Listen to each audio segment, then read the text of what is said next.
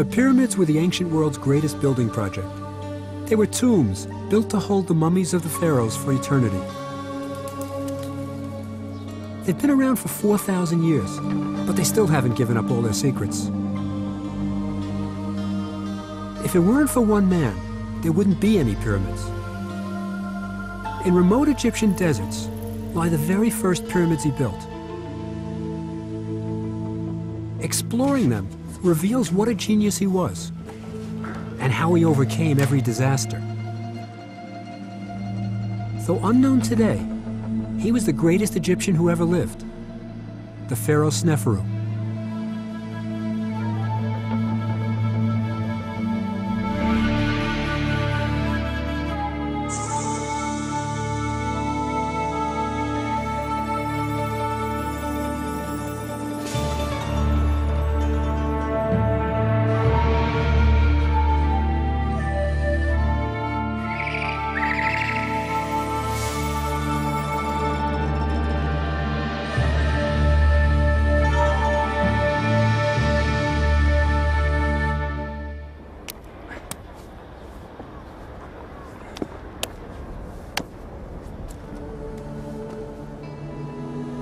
The ancient Egyptians never created anything as fantastic, as breathtaking, or as large as the Great Pyramid at Giza.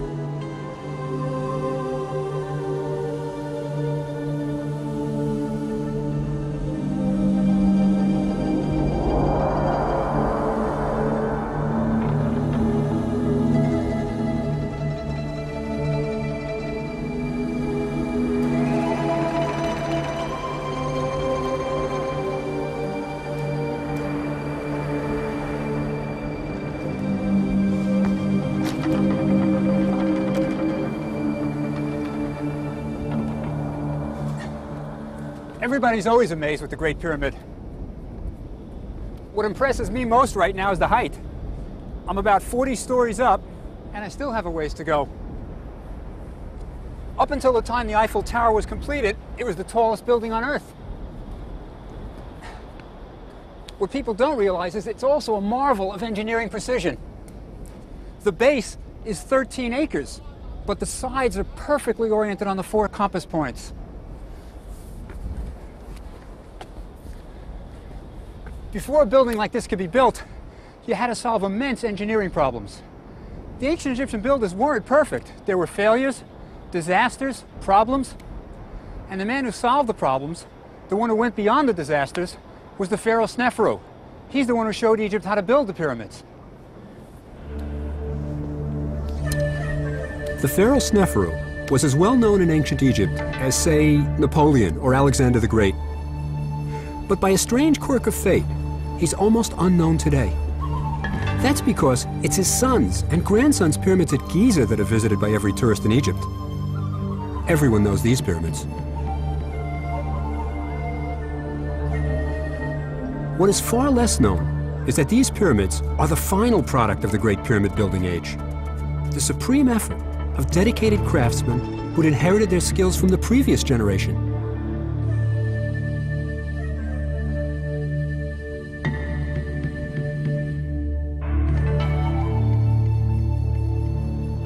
The pyramids that Sneferu built stand unvisited and largely unknown. Almost as big as the famous Giza pyramids, these are what you could call the prototypes. This is where the art of pyramid building was perfected.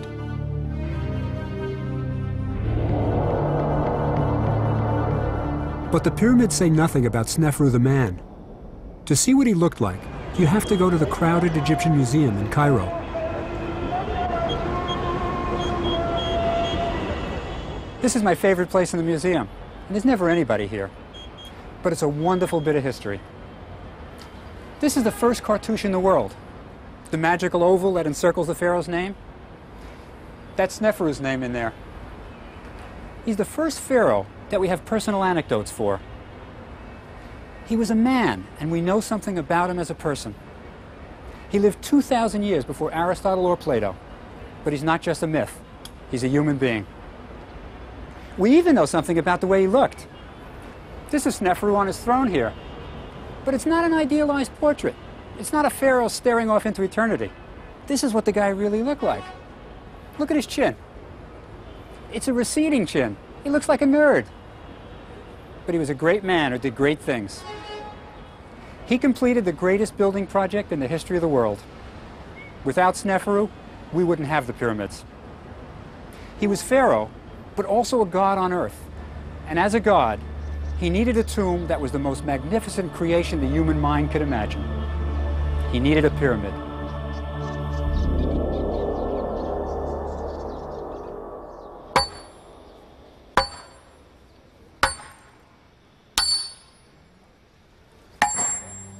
It's amazing, but the 6th largest pyramids in Egypt were all built in a period of less than 100 years. A primarily agrarian culture, using only copper tools, cut, transported, and placed in precise positions more than 10 million blocks of limestone, weighing an average of 2 tons each, to build the pyramids at Meidum, Dashur, and Giza.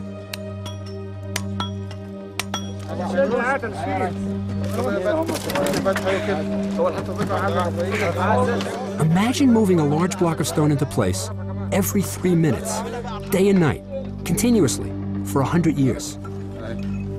And this was all without using wheels, which would sink into desert sands. Every block was pulled on sleds or rollers to its final place in the pyramid.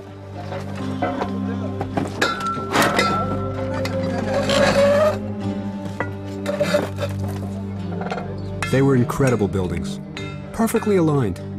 No mortar was used. Not only were the pyramids massive, they were precise, accurate to a fraction of an inch. There are more than 70 pyramids in Egypt. The ones visited by millions of tourists each year are the successes. Unseen, in remote Egyptian deserts, are the failures, disasters that had to be abandoned. It was Sneferu who succeeded and built the first true pyramid. This unknown genius ruled at the beginning of Egyptian civilization. His pyramid was already 25 centuries old when Cleopatra showed it to Caesar. Sneferu was the first great Egyptian. In a sense, he was the George Washington of Egypt.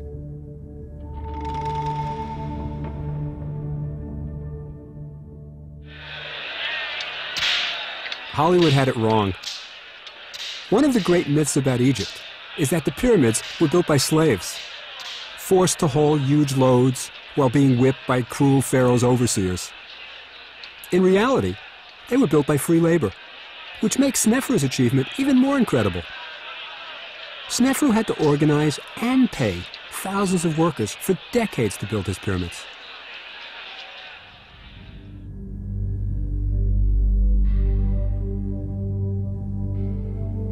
From a nation of farmers, hundreds of thousands of men were selected, divided into teams, coordinated, and dispatched to various work sites. But why did the world's first major building project happen in Egypt?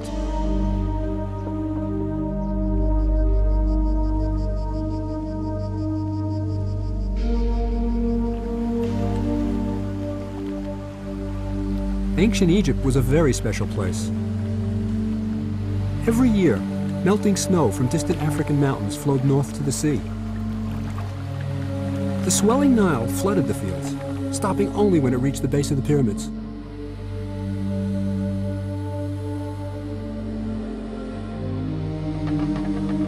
The inundation was a magical event for the Egyptians.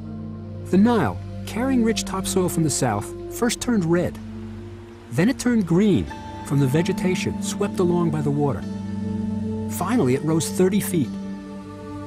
When the flood receded, it left the fields covered in rich, fertile river mud, perfect for planting crops.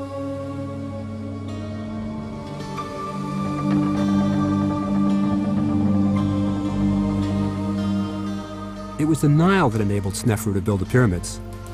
It was the Nile and the Nile alone that turned the desert green. Without it, Egypt would be a barren desert.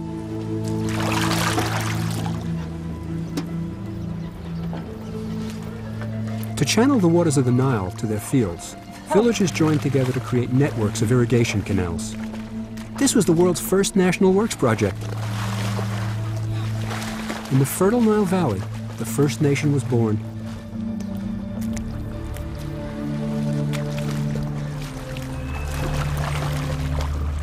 the Nile permitted Egypt to produce endless fields of crops. Flax, grains, vegetables, everything a society needed. It was here that the ability to cooperate on vast projects was born. All that was missing was a great leader.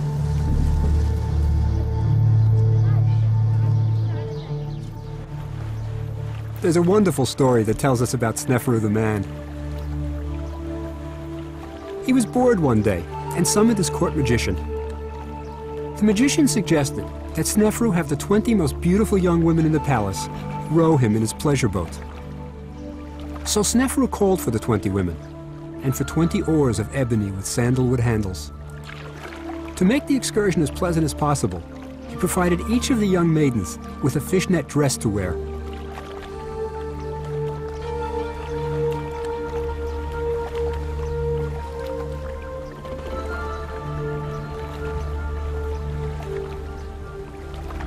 For the rest of the story, we have to go to the Egyptian Museum in Berlin.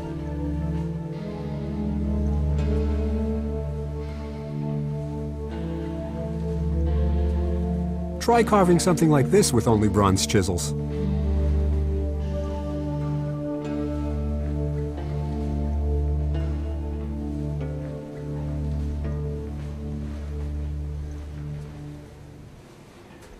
Among the treasures in the Berlin Museum, there's a papyrus that hangs on a wall that most visitors just walk right by.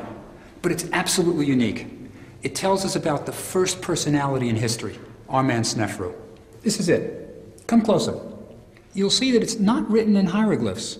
It's written in a faster, easier way of writing called hieratic. The scribe who did it had two colors of ink, red and black.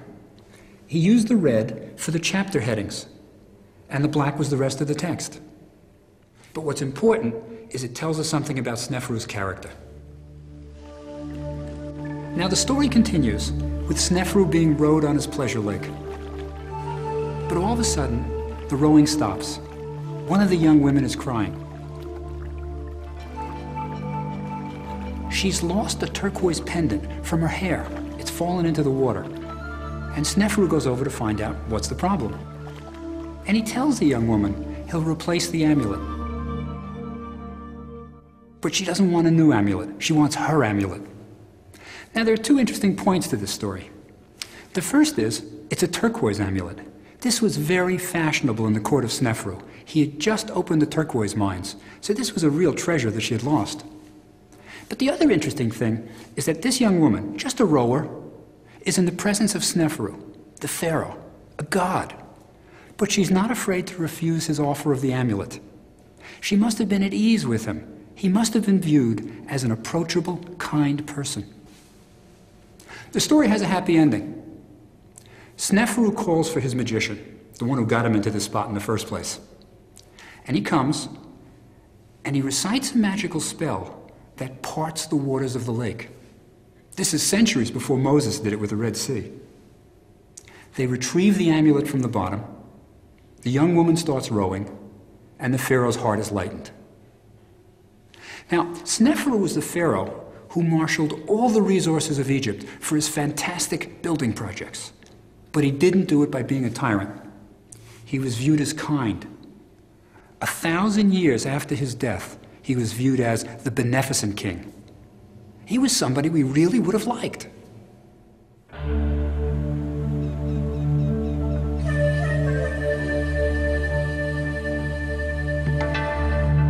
Snefru was ambitious.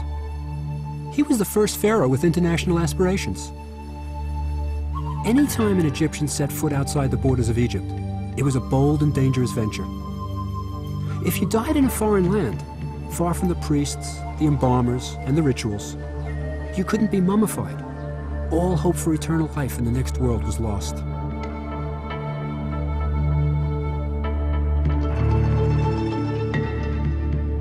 It was Snefru who dared to defy custom.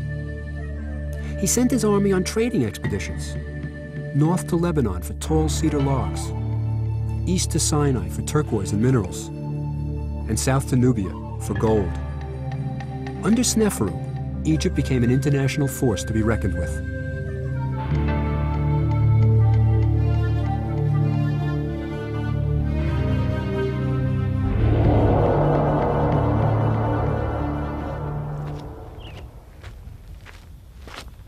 Sneferu was famous for his expeditions into the Sinai to mine turquoise. Such a venture required enormous organization. Taking 500 men and donkeys into the eastern desert required probably 30 boats for transport on the Red Sea and 50 tons of food a day.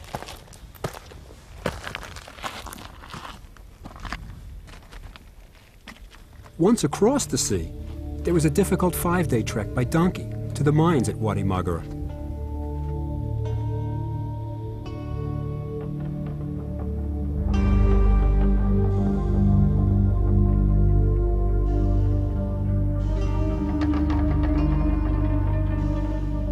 Tunneling into the mountains in search of turquoise was dangerous. But an even greater danger was the hostile Bedouin tribes. Sneferu and his army made the Sinai safe for the miners.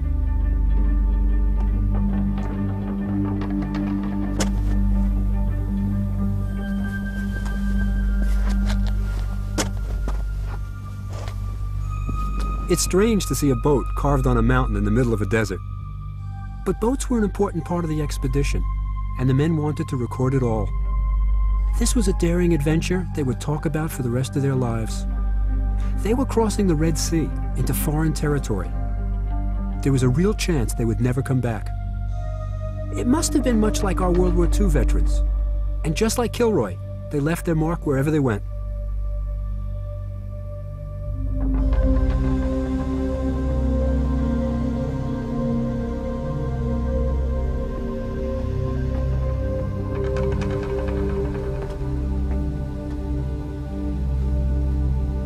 On top of a mountain was a sacred cave where the miners slept to have dreams of where the turquoise would be found.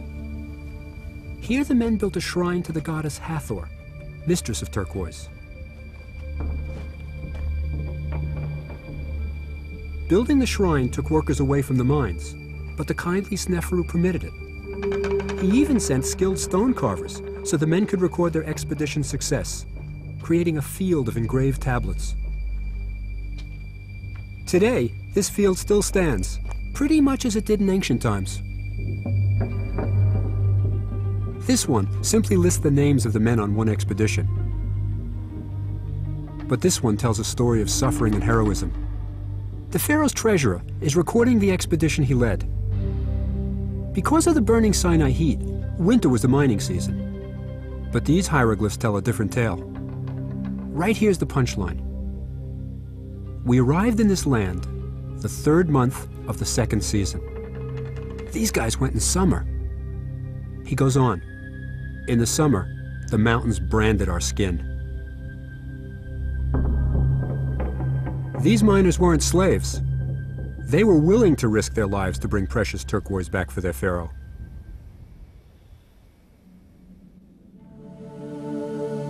The turquoise that the miners brought back from the Sinai was fashioned into butterfly inlays for finely crafted bracelets, gifts from Sneferu to his wife, Queen Hetepheres. Sneferu wasn't just a pyramid builder and explorer. He was a patron of the arts. His royal workshops produced extraordinary masterpieces of sculpture, painting, jewelry, and furniture. It was an astonishing age. The artistic achievements during Sneferu's reign were so stunning that they set the standard for the next 2,500 years. The Maidum geese look as natural today as when they were painted 4,000 years ago.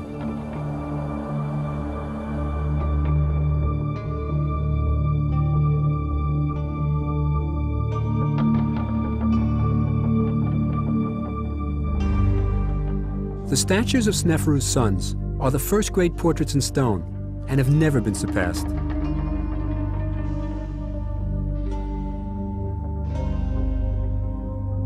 The fine limestone portrait of Ankaf shows him as a mature and thoughtful man.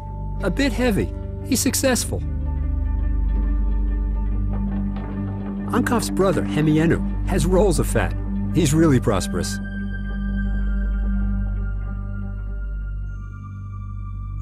In the Cairo Museum is another of Sneferu's sons, Rahotep, and his beautiful wife, Nofret.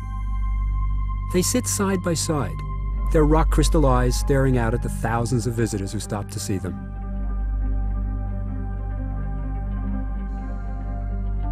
There's a wonderful detail here. Egyptian women often wore wigs, and you can see Nefert's own hair on her forehead peeking out from under her wig. The furniture that Sneferu had constructed for his wife is among the most beautiful ever made in ancient Egypt. They're masterpieces of simplicity. The lines are straight and clean and elegant. No need for a gaudy display of gold here. Merely beautiful gold hieroglyphs to proclaim the queen's titles.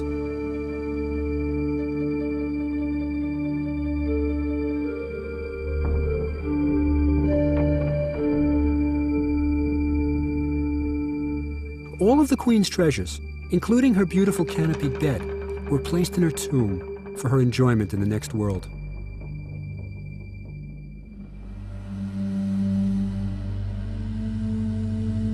The ancient Egyptians were resurrectionists. They believed that the body would get up and go again in the next world. This is why the Egyptians practiced mummification, a complex religious ritual that took 70 days to preserve the body.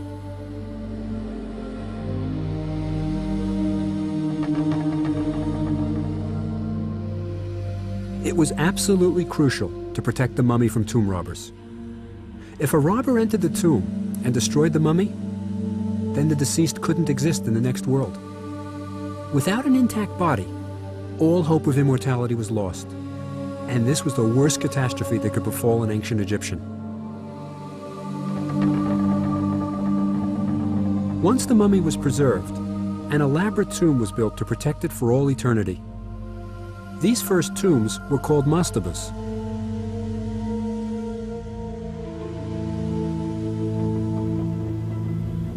These mastabas were carved into the bedrock beneath the sand. They would be covered over with a large superstructure made out of bricks. The ancient Egyptians called them the houses of eternity.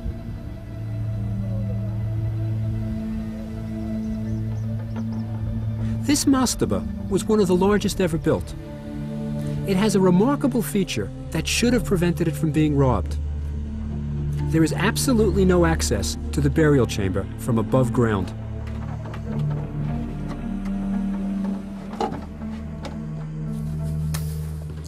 I'm going down into the mastaba the only way possible. Through the robber's entrance, they tunneled through the mud brick, through the bedrock, and into the entrance to the burial chamber right here.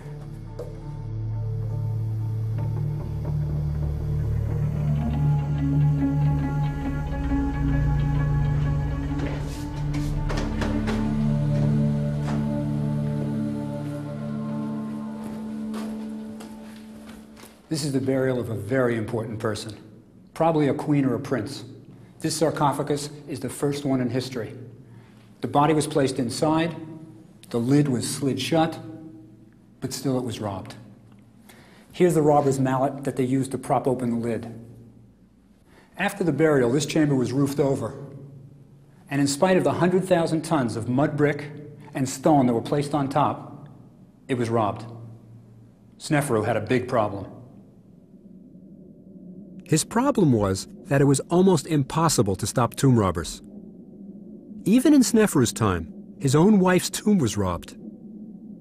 No matter how complicated the passages inside the tomb, the robbers could find the treasure.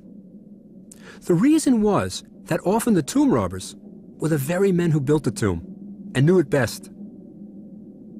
The answer to tomb robbing was to create something so massive that even if the robbers knew where the burial chamber was, they couldn't get to it.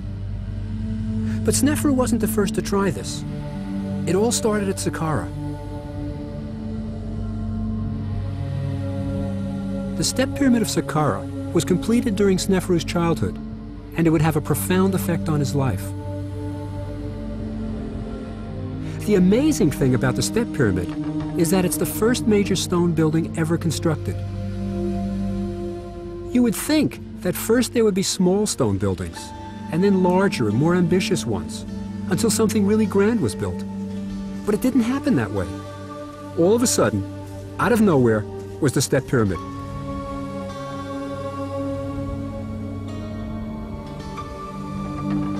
There are all kinds of signs that the Egyptians were just learning to work stone. The masons were merely copying columns and walls of existing palaces, built out of bundles of papyrus reeds and mud brick. Because they were faithfully copied in stone, wonderful architectural details were rendered completely non-functional. Doors that can't swing open or shut. Reed mats rolled up over doorways that can't be lowered. This is where building in stone began. 2,000 years after the step pyramid was built, the Greeks were proud to say that they learned how to build in stone from the Egyptians. The step pyramid was designed for Pharaoh Zasser. His architect wanted to create a grand burial for his king. So he designed a large mastaba and placed successively smaller ones on top of it, creating a wedding cake effect.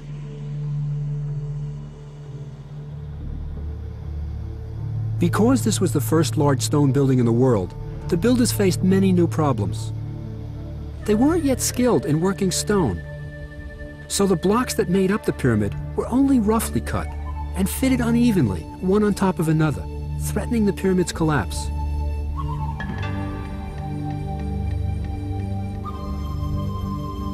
The architect solved the problem by slanting the walls inward, so the pyramid was literally leaning against itself, preventing the unstable mass from collapsing.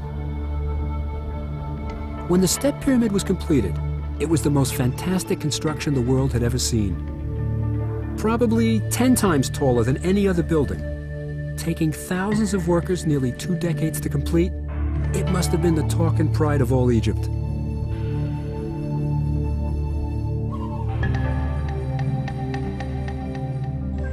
You can bet that when Snefru was a kid, he was fascinated by the pyramid, and maybe even dreamed of building his own.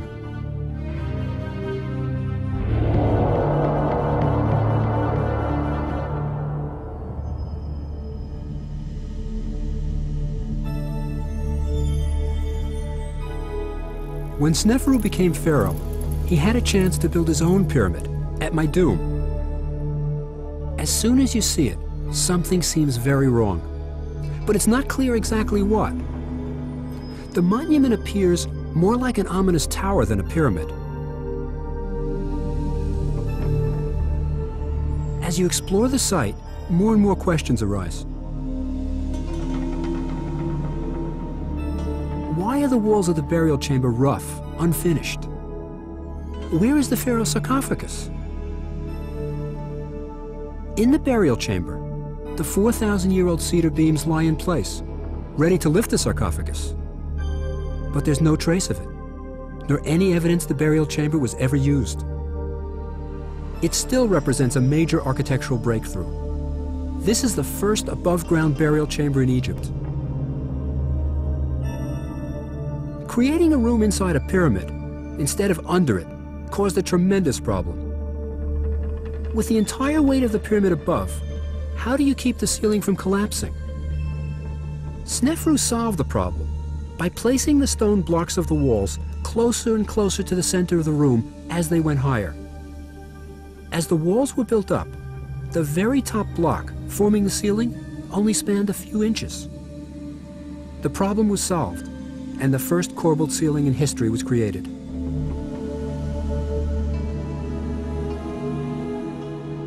The answer to why the Meidum Pyramid looks so strange lies in its construction. It was originally intended to be a step pyramid. As it neared completion, it was expanded several times, probably because it was believed that a pyramid should not be finished before the pharaoh's death. When the pyramid was completed with 8 steps, Snefru was still in good health, so the construction was continued. The steps of the pyramid were filled in with fine white limestone. This was the first attempt at a true pyramid, but there was a fatal architectural flaw. The final outer casing stones were not sufficiently anchored into the body of the pyramid. Because they rested on the smooth surface of the inner step pyramid, the stones began slipping, causing the first technological disaster in history.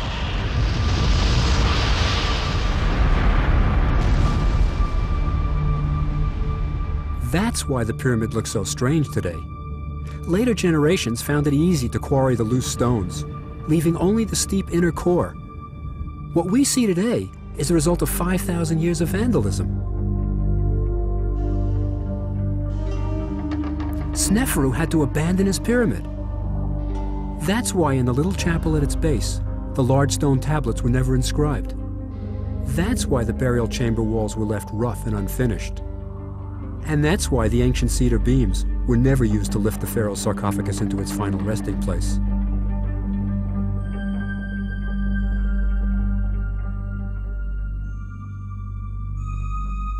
In fact, the only way we know the pyramid belonged to the pharaoh Sneferu is because of graffiti written almost 1,000 years after it was built. The scribe, Ankh-Keper-Kare Senet, visited the pyramid and wrote on the chapel, I came to see the beautiful temple of King Sneferu. I found it as though heaven were within it, and the sun shining in it. May heaven rain fresh myrrh. May it drip with incense on the roof of the temple of King Sneferu. Can you imagine what it must have been like for the architect, who was Sneferu's own son, to have to go to the pharaoh and tell him that the work of the last 20 years was in ruins and that his tomb was unusable? It says a lot for the personality of Sneferu, that instead of raging and giving up, he simply ordered that the site of my doom be abandoned and a new location found.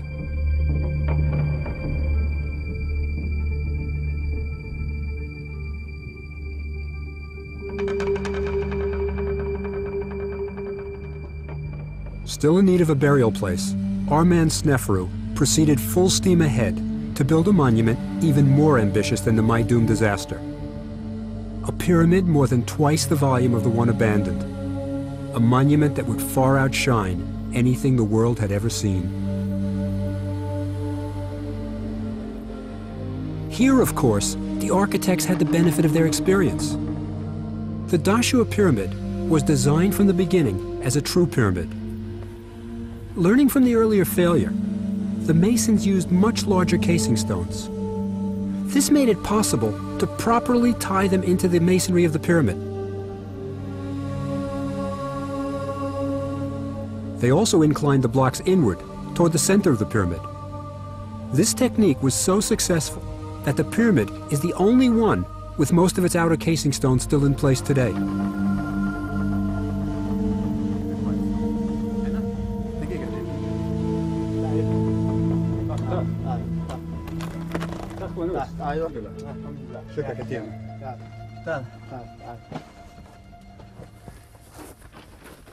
There's an interesting bit of graffiti here.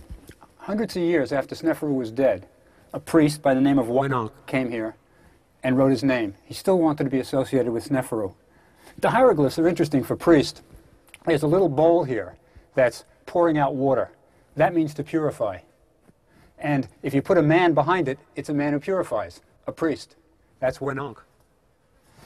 Mohammed, Tala.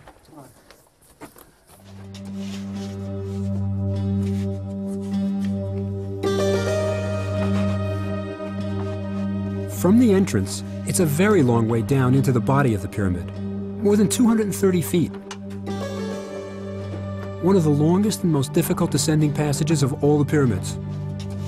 The finely polished blocks of the wall are smooth, surprisingly cold to the touch. The passage still has the railroad tracks, used by the excavators in the 1950s, when they removed the rubble from Sneferu's burial chamber. The passage was designed to lower the sarcophagus into the heart of the pyramid.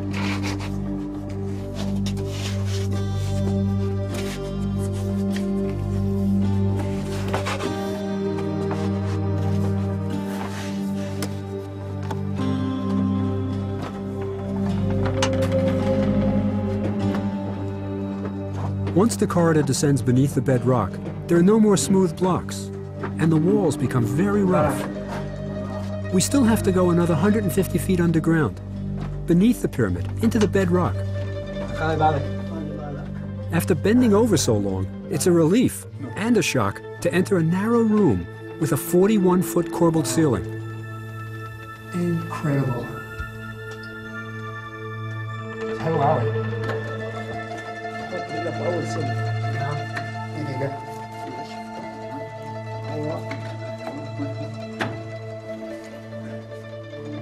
We We aren't even in one of the burial chambers yet. It's merely a vestibule, almost as if Snefru is saying, welcome. To get to the burial chamber, you have to climb up a swaying rope ladder. Marhaba.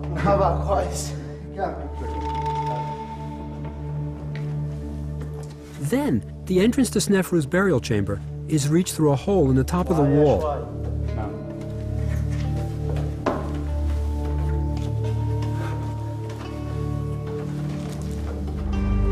This is the reason for the massive ladder. After the rope ladder, this one seems very firm. When you're high on the ladder, it first hits you. All four walls are stepped inward to form a corbelled ceiling. It's incredible.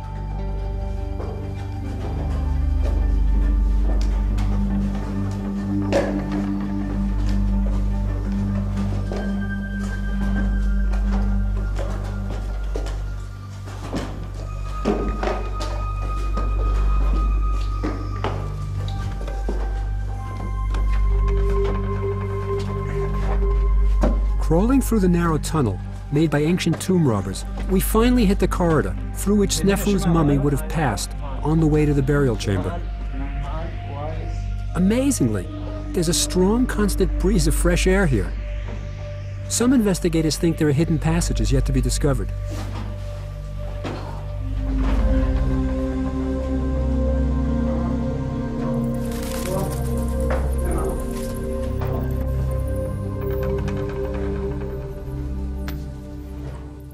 Finally, the burial chamber. The great thing about Snefru was he didn't give up after the Maidum disaster. He built this. When it was completed, it was the greatest room on the planet. It goes up 55 feet. Mohammed, Anur Mafadlak, shukran. 55 feet up, corbelled ceiling. The walls go in all the way up to the top. But there was a problem. The wall started to move under the tremendous weight of the pyramid above it. Down here are cedar beams, 4,000 years old. They had to be brought in when the wall started to move. There were problems here too. The wall started to crack, move inward, and to make sure that the entire thing didn't collapse, they brought in the beams to hold it up. Originally, the Dashur pyramid was intended to be a true pyramid. But when the problem of the burial chamber developed, Snefru's architects decided to finish it by reducing the angle from 54 degrees to 43 degrees, which is why it's called the bent pyramid. This reduced the amount of stone needed to complete the pyramid and lessened the weight on the chambers inside. Despite this, the pyramid was still too dangerous for the burial of Snefru's mummy. Snefru had built the two largest buildings in the history of the world, and both were unusable. Amazingly, he didn't give up. But now, time was running out for the aging pharaoh. He had to build a successful pyramid for his final resting place. The bent pyramid must have inspired a sense of pride among the Egyptians. Instead of abandoning the site, as he had done at Maidum, Snefru built his last pyramid less than a mile away. Today, when the sun hits it, it appears red. All indications are that it was a total success. The burial chamber is stable, and it stands as the first true pyramid in history.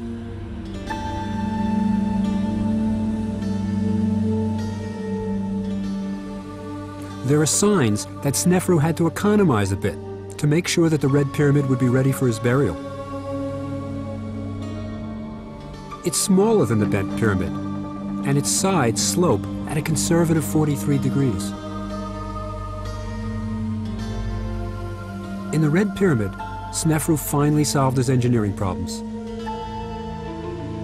It's here that his mummy was laid to rest.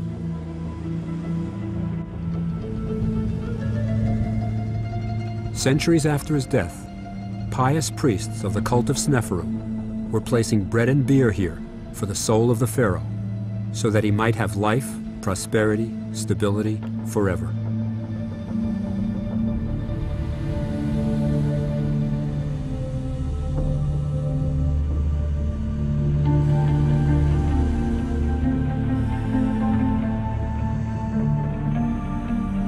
From the disasters of the Meidum and Bent pyramids, Sneferu and his workers learned the art of pyramid building. At Meidum, they learned the necessity of binding the outer casing blocks securely into the mass of the pyramid. A lesson they carried out so successfully at the Bent pyramid that the outer casing stone is still in good condition today. At the Bent, they discovered how to create large internal spaces with the use of corbelled ceilings. And they also learned the problems this can cause. It's from Sneferu's pyramids that the ancient Egyptians developed the skills to cut, move, and fit large blocks of stone to build the pyramids of Meidum, Dashur, and eventually the greatest pyramids of all at Giza.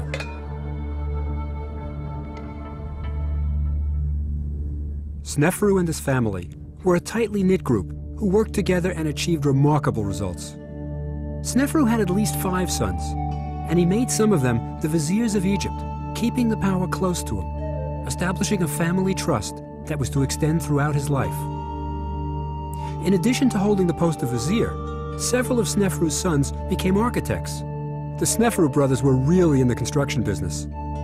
One of the most famous is Ankaf, the architect of the second largest pyramid on the Giza Plateau. Ankaf's brother, Hemienu, became vizier to another brother, the pharaoh Cheops. Hemienu was probably the architect of the Great Pyramid. Ra-Nefer, one of the sons who didn't go into pyramid building, was only a high priest and general of the army. He was the family underachiever. This is an amazing family that produced amazing results. The effect of the brothers growing up with a father obsessed with pyramid building is clear. You can imagine the sons accompanying their father, first to view the progress of the Meidum pyramid, then the Bent pyramid, and finally the Red pyramid. The passions of the father were truly passed to the sons. Sneferu's most famous son, by far, was Cheops, his successor, who is remembered today as the pharaoh who built the Great Pyramid, one of the 7 wonders of the world. The Great Pyramid is really Sneferu's legacy to his son. This amazing monument couldn't have been built without the problems having been solved and lessons learned during Sneferu's incredible building career.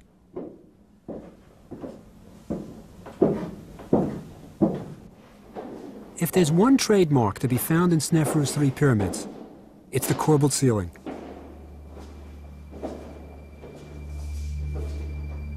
This ingenious solution to distributing the weight of the stone blocks above the burial chamber is what made it all possible. From the cautious start at Meidum to the spectacular ceilings of the pyramids of Dashur, it was just a small step to its ultimate expression here in the Grand Gallery of the Great Pyramid of Cheops.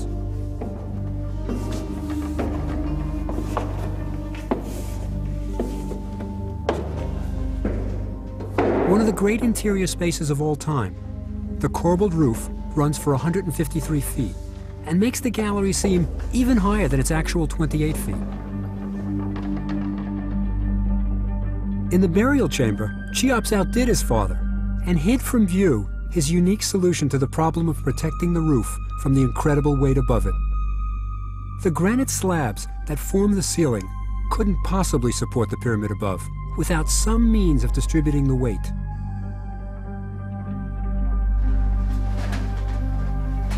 To see Cheops' solution, you have to climb through a hole in the very top of the Grand Gallery.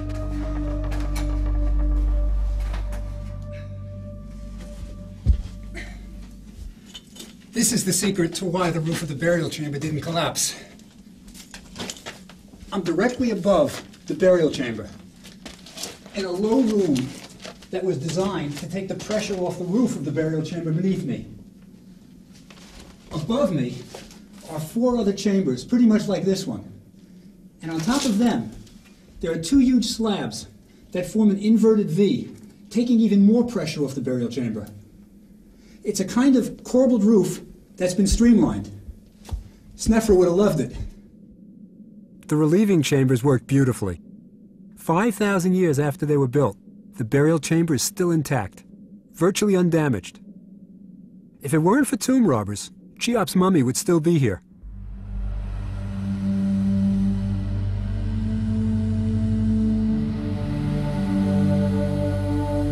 only did Sneferu pave the way for his son Cheops to build the greatest pyramid in the world, Sneferu's pursuit of foreign trade ultimately provided Cheops with one of the most important things he would take with him to the next world.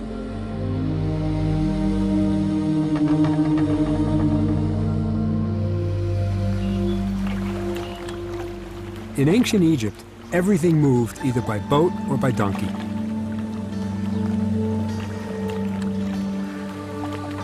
Donkeys for short hauls, and boats for any great distance.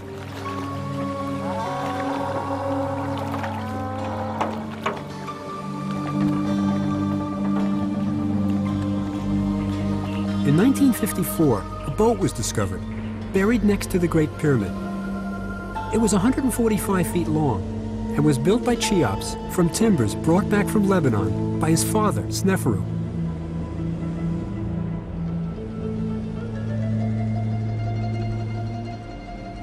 The boat was found dismantled, but the cedar planks were still strong enough for the boat to be reassembled. Some of the timbers are so large that there are no cedar trees left on Earth that could replicate them. Typical of ancient Egyptian boat design, the planks were tied together. When placed in the water, the wood would swell and the ropes would shrink, sealing the holes and keeping water out. The boat didn't have a mast and sails, and only had oars to propel it. But what was the purpose of this boat? Was it used in real life by the pharaoh? Or was it intended for the pharaoh's last journey across the sky into the next world?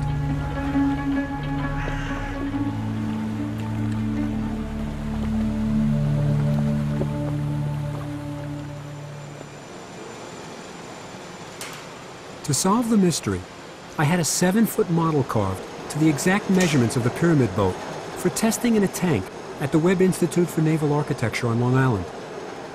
It's amazing how beautifully it glides through the water, leaving practically no wake. Drag plus 13963. Because there was no sign of a mast or sails on the boat, at first I thought the oars provided the power. But computerized tests showed the boat's oars couldn't possibly have generated enough power to propel it. In fact, the oars seemed to have functioned like a keel on a modern yacht to give the boat stability and direction. So how did the boat move, if not by oar or sail? This is no heel, no yaw. Run 40. Okay, here we go. Okay.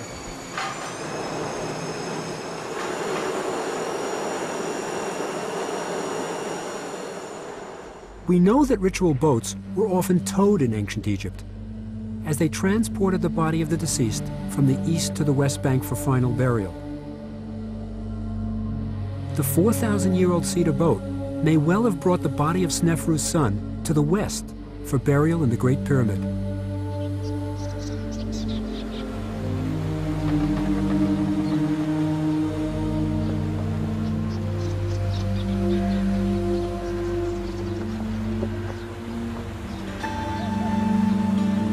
When the pharaoh died, his body would have crossed the Nile and landed close to where the Sphinx now stands. His body would have been taken a short distance to the Valley Temple, where it would have been carefully mummified.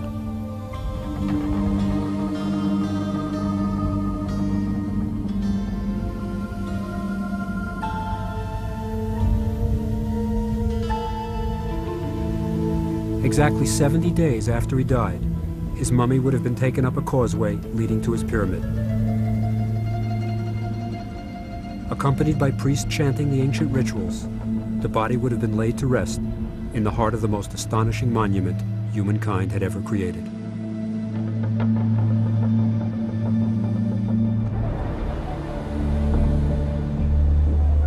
The great era of pyramid building lasted only as long as Sneferu's family ruled.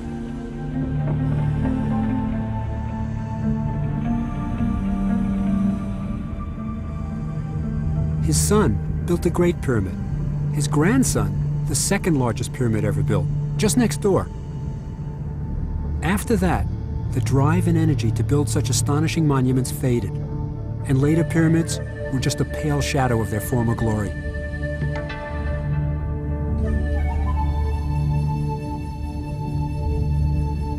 Ancient Egyptians looked back at the time of Sneferu as their golden age.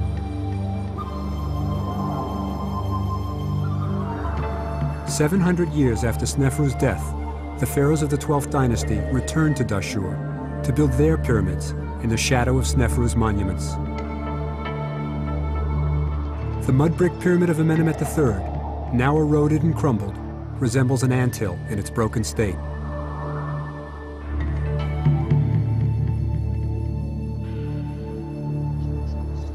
They would never build a pyramid like this one again. When the Egyptians wanted to boast of something great, they would say, "Not since the time of Sneferu has its like been seen."